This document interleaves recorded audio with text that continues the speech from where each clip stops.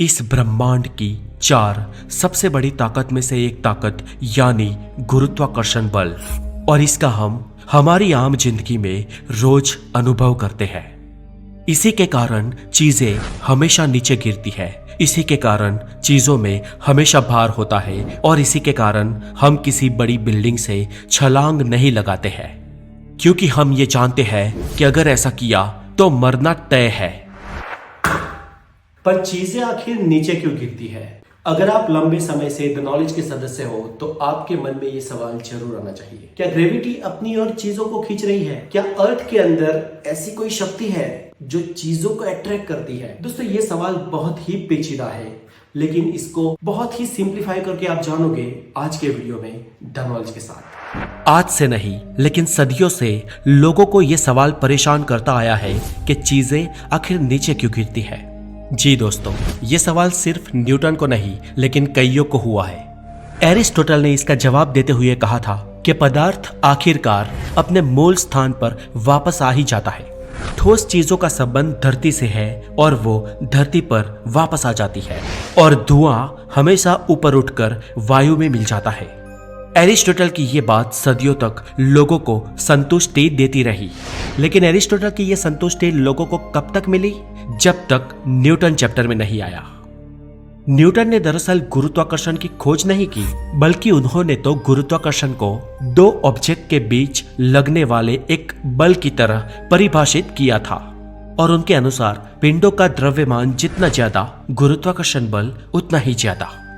लेकिन एक सवाल अभी भी निरुत्तर ही रहा कि आखिर ये बल पैदा कैसे होता है, और इसका उत्तर देने के लिए एंट्री हुई the one and only Albert Einstein की। सर एल्बर्ट आइंस्टाइन ने एक थॉट एक्सपेरिमेंट किया, और उन्होंने सोचा कि अगर कोई इंसान बहुमंजिला इमारत से नीचे गिर रहा हो तो वो भारहीन महसूस करेगा, ठीक वैसे ही जैसे कोई अंतरिक्ष यात्री अंतरिक्ष यात्रा के दौरान जीरो ग्रेविटी महसूस करता है। अब किसी बिल्डिंग से गिर रहे इंसान और अंतरिक्ष यान में अंतरिक्ष यात्रा करने वाले अंतरिक्ष यात्री, इन दोनों की भारहीनता में फर्क क्या है? तो फर्क कुछ भी नहीं है। दोनों ही पर गुरुत्वाकर्षण बल कार्य नहीं कर रहा होगा, क्योंकि गुरुत्वाकर्षण बल, जिसे एक आकर्षण करने वाले बल की तरह माना जाता है, असल में वैसा कुछ भी नहीं है। तो फिर कैसा है? तो भाई ऐसा है कि गुरुत्वाकर्षण बल कोई ऐसी अट्रैक्टिव शक्ति नहीं है जो चीजों को अपनी ओर खींच ले। अब आप कहोगे कि भाई अगर ऐसा नहीं है तो लोग नीचे क्यों गिरते हैं, चीजें पृथ्वी पर नीचे क्यों आती है? तो अब इस पर सर एल्बर्ट आइंस्टाइन का कहना था कि चीजें नीचे आ रही है क्योंकि वो एक कर्व स्पेस टाइम में है। जी हाँ दोस्तों, अंतरिक्ष में स्पेस की ये जो चादर है, ये जो स्पेस टाइम है, उसमें भारी पिंड कर्व पैदा करता है। यानी कि पिंड जितना भारी होगा उतना ही स्पेस टाइम को कर्व करेगा, और इसीलिए ब्लैक होल इन्फिनिटी तक इसमें कर्व पैदा करते हैं। हमारी पृथ्वी उसके द्रव्यमान के आधार पर उसके आसपास के स्पेस टाइम में कर्व पैदा करती है, उस स्पेस टाइम को मरोड़ लेती है। इसलिए उस मोड़े हुए स्पेस टाइम में हम पृथ्वी की ओर गिरते हैं। चलो आपको एक बार की बात बताता हूं दोस्तों। एक बार जब अपॉर्चुनिटी रोवर ने हमें मंगल पर से संदेश भेजा तो उस संदेश को पृथ्वी पर पहुंचने में थोड़ी ज्यादा देर हो गई, यानी कि किलोमीटर के आधार पर प्रकाश की गति के जो कैलकुलेशंस होते हैं उससे भी थोड़ी और देर हो गई। इसके ऊपर हमारे वैज्ञानिकों ने पता लगाया कि ऐसा इसलिए हुआ क्योंकि उस वक्त पृथ्वी और मंगल के बीच सूरज था, यानी कि पृथ्वी और मंगल सूरज के आसपास ऑपोजिट दिशा में परिक्रमा कर रहे थे, और उस वक्त जब वहां से मंगल से पृथ्वी पर संदेश को भेजा गया तब वो जनरली तो मंगल से पृथ्वी तक प्रकाश की गति से सीधा पहुंचना चाहिए था, लेकिन क्योंकि सूरज बीच में था इसलिए वो संदेश सूरज ने पैदा किए हुए स्पेस टाइम के कर्व में होता हुआ पृथ्वी तक पहुंचा, और इसीलिए उस संदेश को मंगल से पृथ्वी तक पहुंचने में ज्यादा देर हो गई। तो अब आप समझे दोस्तों कि अंतरिक्ष में मौजूद हर भारी चीज पर उस पे मौजूद छोटी चीजें उस पर गिरती है, क्योंकि वो भारी पिंड अपने आसपास के स्पेस टाइम में कर्व पैदा करता है। हो सकता है दोस्तों कि आपको ये सब कल्पनाओं से परे लगे, लेकिन यकीन मानिए आप इकलौते ऐसे नहीं होगे। जब एल्बर्ट आइंस्टाइन ने इस थियरी को दुनिया के सामने रखा तब आम आदमी को तो छोड़िए, दुनिया के तमाम वैज्ञानिकों को भी ऐसा ही लगा था। और तब आइंस्टाइन ने अपनी थियरी को प्रूव करने का, उसे टेस्ट करने का तरीका भी उन लोगों को बताया था।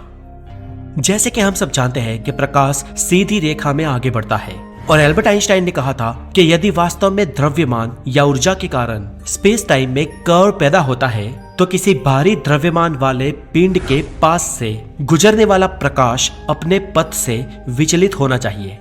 और दोस्तों ऐसा ही हुआ जब मंगल से रोवर द्वारा हमें संदेश भेजा गया। और इसके अलावा भी हमें कई सारे ऐसे प्रूफ मिले हैं जिन्होंने आइंस्टाइन की इस बात को बाद में सिद्ध कर दिया था। दोस्तों ग्रेविटी ने दुनिया के बहुत सारे वैज्ञानिकों को फेमस कर दिया है। न्यूटन से लेकर आइंस्टाइन तक ग्रेविटी के प्रभाव से परे नहीं रह पाए हैं।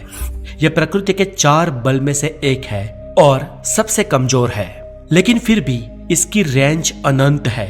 इसके दायरे की कोई सीमा नहीं है। आज मिल्की वे का ब्लैक होल भी हमें उसकी ओर खींच रहा होगा, लेकिन कहा ना, ये बल बहुत ही कमजोर है, इसलिए इसका बहुत ही धीमा और अरबों साल बाद प्रभाव दिखता है। ईश्वर ने जानबूझकर ग्रेविटी को कमजोर बनाया है, क्योंकि अगर ये बल ताकतवर होता तो ब्रह्मांड ना होता।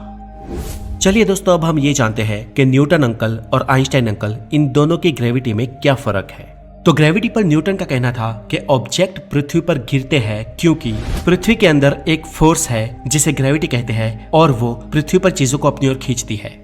जबकि इस पर सर एल्बर्ट आइंस्टाइन का कहना था कि एक्चुअली ऑब्जेक्ट अर्थ पर गिरते नहीं है, लेकिन अर्थ और वो ऑब्जेक्ट दोनों कर्व हुए स्पेस टाइम में फ्रीली मूव कर रहे होते हैं, और क्योंकि अर्थ का मैस ज्यादा है इसलिए वो ऑब्जेक्ट्स अर्थ की ओर आते हैं, और इसलिए हमें ये लगता है कि वो अर्थ पर गिर रहे हैं। मतलब कि अर्थ के अंदर कोई गुरुत्वाकर्षण नाम की शक्ति नहीं है जो अपनी ओर सबको खींच रही है, लेकिन ये स्पेस टाइम में हुए एक कर्वेशन, एक गड्ढे के कारण हो रहा है। अब चलिए दोस्तों, आपके दिमाग की थोड़ी और एक्सरसाइज कराते हैं।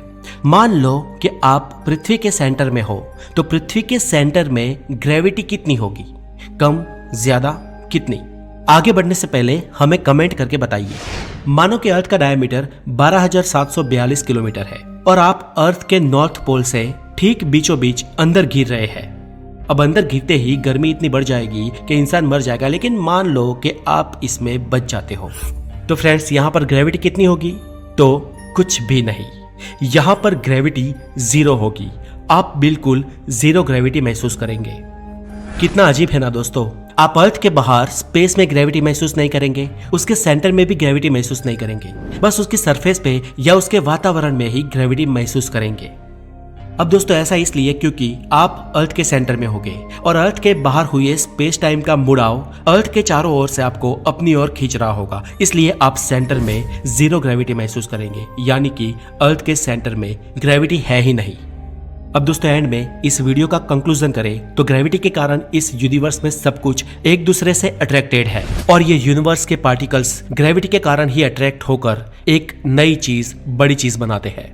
लेकिन दोस्तों ये चीजें जो ग्रेविटी के कारण एक दूसरे से अट्रैक्टेड है, उसके अंदर ग्रेविटी नाम का कोई ऐसा फोर्स नहीं है जो दूसरी चीजों को अट्रैक्ट करता है।